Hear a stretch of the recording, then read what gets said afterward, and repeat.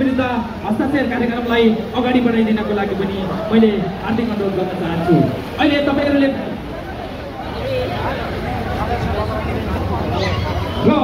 तपाईहरुलाई थाहै छ, आज तपाईहरुले हेरिरहनु भएको व्यक्तिहरुलाई पनि लागेको होला यो एउटा सानो थोरै उपस्थिति भयो, तर हामीले हिजो यो 24 घण्टा पनि भएको छैन यो मेरो कन्ट्याक्ट नम्बर राख्नु, म त्यही परेनमा आउदै जान्छु।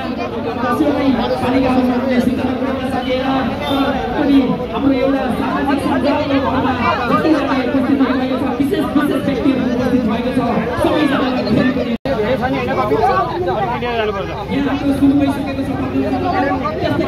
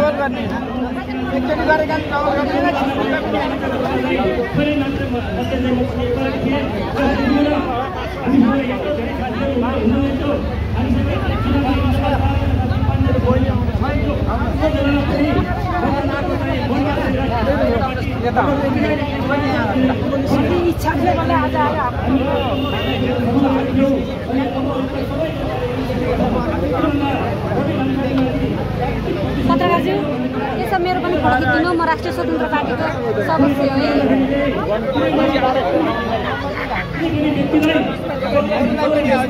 निर्मला श्रेष्ठले आफ्नो एकदम मनपर्ने मान्छे रवि लामिछाने। हजुर हजुर अनि फेरि स्वतन्त्र पार्टी पनि मनपर्छ। हजुर धन्यवाद धेरै धेरै तपाईँको आफ्नो अमूल्य संसारको लागि।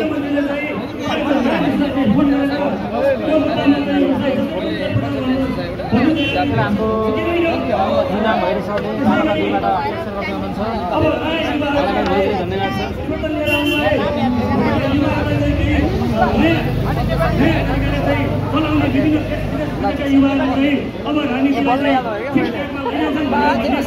बेलामा समेत रवि लामिछाने जस्तो युवालाई दबाएर आज चाहिँ तपाईँको भैरवाको चाहिँ 50 डिग्रीको चाहिँ कार्यक्रममा चाहिँ राखेर उनलाई चाहिँ दुःख दिनु, मानसिक यातना दिनु, त्यो सबै राजनीतिक पक्ष भोगी होइन।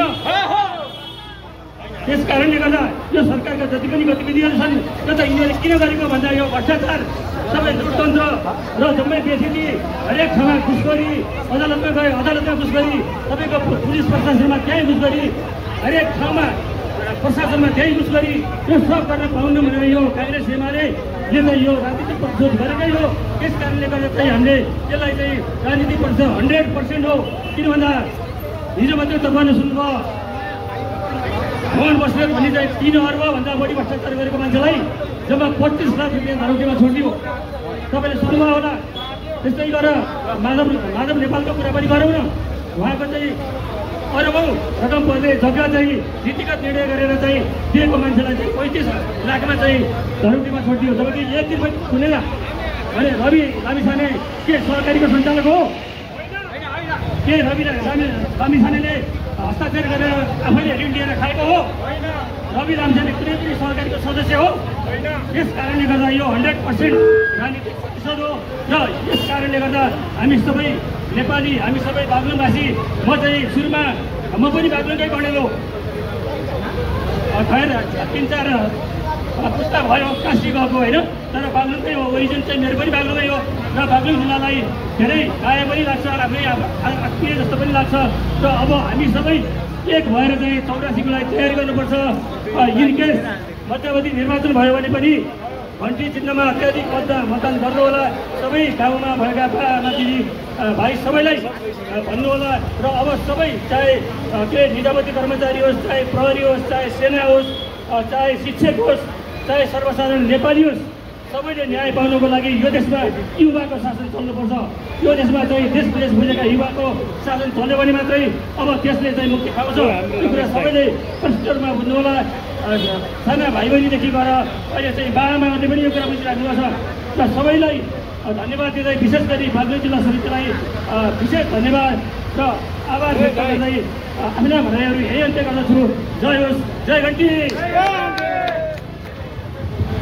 धन्यवाद। सबैजनाले बुझिरहनु भएको छ। अहिले हामीले केही राम्रो गर्छौँ भनेर हिँड्दाखेरि जुन किसिमले हाम्रो एउटा खुट्टा तान्ने प्रवृत्ति भएको छ, हाम्रो एउटा हामीलाई निमेट्ने काम भइरहेको छ। माथि सरकारले अब यिनीहरू आए, अब हामीलाई यिनीहरूले खेच्छन्, अब हामीले काले काले मिलेर खाउँ भाले गर्न पाइँदैन भन्ने कुरा गरिरहेको अवस्था छ। त्यसैले मैले फेरि पनि हाम्रा बागलुङ जिल्लावासी हाम्रा बागलुङ जिल्लावासी आमा बुवा दाजुभाइ तथा दिदीबहिनीहरूलाई फेरि पनि आह्वान गर्न चाहन्छु। एउटा अन्यायमा परेको व्यक्तिलाई तपाईँहरूले न्याय दिलाउनको लागि एउटा राजनीतिक प्रतिशोध साधिएको छ। त्यो राजनीतिक प्रतिशोधको विरुद्धमा हामीले एउटा हस्ताक्षर अभियान चलाएका छौँ। यस हस्ताक्षर अभियानमा तपाईँहरू जोडिएर पक्कै पनि हाम्रो पार्टी सभापतिलाई न्याय दिनुहुनेछ भन्ने कुरामा पनि म पुरा विश्वास गरेको छु र हाम्रो लागि पनि मैले हार्दिक अनुरोध गर्दछु। र हामीले धन्यवाद दिन चाहन्छु मेरो व्यक्तिगत तर्फदेखि र हाम्रो जिल्ला समिति बागलुङको तर्फदेखि।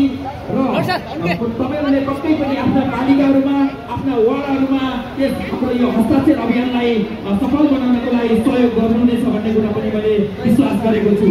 र विशेष धन्यवाद दिन चाहन्छु आज यस हाम्रो यो कार्यक्रमलाई सफल बनाउनको लागि हाम्रो जिल्ला समिति र जिल्ला समिति सचिवालयका सम्पूर्ण टिमलाई विशेष धन्यवाद दिन चाहन्छु। र भोलि फेरि पनि हामी यस्तै यस्तै कार्यक्रममा फेरि पनि हामी जोडिनेछौँ। सबैजनाले साथ र सपोर्ट गर्नुहुनेछ भन्दै म अब यतिखेरसम्म यो कार्यक्रम जिम्मेवारी गरेको थिएँ। सबैजनालाई आजको यस कार्यक्रमको संयोजक आज न्युजमा हाल्ने हो। नयाँ विश्वको पेजमा जान्छ, भिडियो जान्छ, भिडियो जान्छ, भिडियो पनि जान्छ।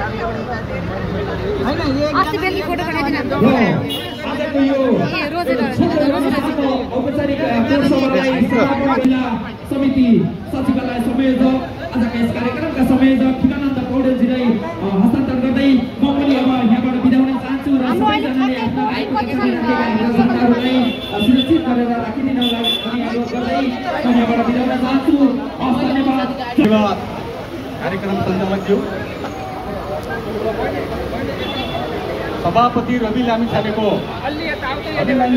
माथि भएको राजनीतिक प्रतिशतको विरुद्धमा जुन खालको र्यालीमा सहभागी हुनुभएका केन्द्रीय विभागका सदस्यज्यू, शासकीय सचिवज्यू र यहाँ उपस्थित हुनुभएका सम्पूर्ण पार्टीका साथीहरू र यहाँ उपस्थित हुनुभएका पत्रकार साथीहरू, सुरक्षाकर्मी साथीहरू, व्यापारी साथीहरू, शिक्षाप्रेमी, बुद्धिजीवी, सम्पूर्ण दाजुभाइ दिदीबहिनीहरू, विशेष गरेर हामी आज यो हाम्रो सभापति रवि लामिछानेको राजनीतिक प्रतिशतको विरुद्धमा हामी चाहिँ हस्ताक्षर अभियान चलाइरहेका थियौँ र आज हामी चाहिँ तेस्रो दिनमा यो चाहिँ मोटरसाइकल र्यालीबाट जनतालाई सूचित गर्दैछौँ र हामीले भनिरहेका छौँ हाम्रो सभापतिमाथि अन्याय भएको छ, अत्याचार भएको छ, षड्यन्त्र भएको छ, प्रतिशोध भएको छ। हामीले भनिरहेका छौँ जुन व्यक्तिले आफ्नो चाहिँ विलासी जीवनलाई त्यागेर सुविधा सम्पन्न मुलुकबाट यो मुलुकलाई केही गर्छु भनेर त्यहाँको नागरिकता त्यागेर देशमा आएर तपाईँको चाहिँ एउटा मिडियाको पर्दामा उहाँले चाहिँ देश र जनताको हितमा काम गरिराख्नु भएको थियो। विभिन्न खालका नेपाली चेलीबेटीहरू विदेशमा बेचिएका, विदेशमा अलपत्र र त्यसपछि गएर ती चेलीहरूलाई यो देशमा ल्याउने र विकट ठाउँहरूमा जसले चाहिँ एउटा सिटा बोल्न पाएका ठाउँहरूमा विभिन्न खालका हस्पिटलहरू बनाएर सेवा गर्दै आउनुभएको थियो। यतिले मात्रै देशको र जनताको र यो मुलुकको भ्रष्टाचार अन्याय अत्याचार समाप्त गर्न सकिन्न र अब राजनीतिक रूपबाट पार्टी खोलेर नीति दबाई गरेर नीति निर्माण गरेर अगाडि बढ्नुपर्छ अनि मात्रै यो मुलुकमा चाहिँ परिवर्तन ल्याउन सकिन्छ भन्ने उद्देश्यले दसैँले चाहिँ पार्टी खोलेर अहिले करिब हाम्रो पार्टी खोलेको 3 वर्षको बिचमा हामीले धेरै खालका चाहिँ चुनौतीहरू र हामीले धेरै खालका अवसरहरू चाहिँ हामीले चुनौती र अवसरहरूलाई हामीले चाहिँ जल्दै आइरहेका छौँ र आज हामीलाई लागिरहेको छ जुन व्यक्तिले 6-7 महिनाभित्र यो मुलुकमा चाहिँ पार्टी खोलेर 21-21 सीट जित्न सफल भयो अनि त्यसपछि रवि लामिछानेको विरुद्धमा विभिन्न खालका षड्यन्त्रका तानाबानाहरू बुन्न थालिए, षड्यन्त्र हुन थालिए र आज चाहिँ केही षड्यन्त्र र तानाबाना हुनेर विभिन्न खालका लान्छनाहरू लाएर आफूले भ्रष्टाचार गरेर देशलाई समाप्त पार्ने र त्यसपछि जेलमा रवि लामिछाने बस्नुपर्ने पाप कर्म जति सबै पुराना राजनीतिक पार्टीले गर्नुपर्ने र रवि लामिछानेले त्यसको प्राथमिकता गर्नुपर्ने जेलभित्र बसेर यस्तो खालको अन्याय यो षड्यन्त्र र यो चाहिँ प्रतिशत छ भन्ने हिसाबले हामीले चाहिँ देशव्यापी रूपमा राष्ट्रिय स्वतन्त्र पार्टीले प्रत्यक्ष अभियान चलाउँदै विभिन्न खालका चाहिँ विरोधका चाहिँ अभियानहरू अगाडि बढाइरहेको छ र बागलुङ जिल्लामा पनि विशेष गरेर हामीले यी अभियानहरू निरन्तर रूपमा बढाइरहेका छौँ र यहाँ उपस्थित भएर हामीले चाहिँ पहिलो दिन हामीले समेत चौकबाट हामीले हस्ताक्षर अभियान सुरु गरेका थियौँ।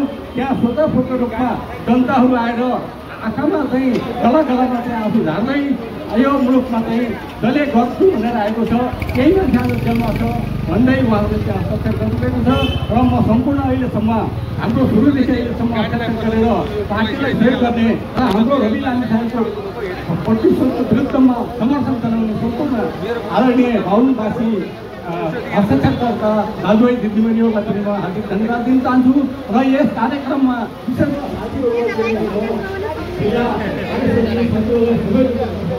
सबैलाई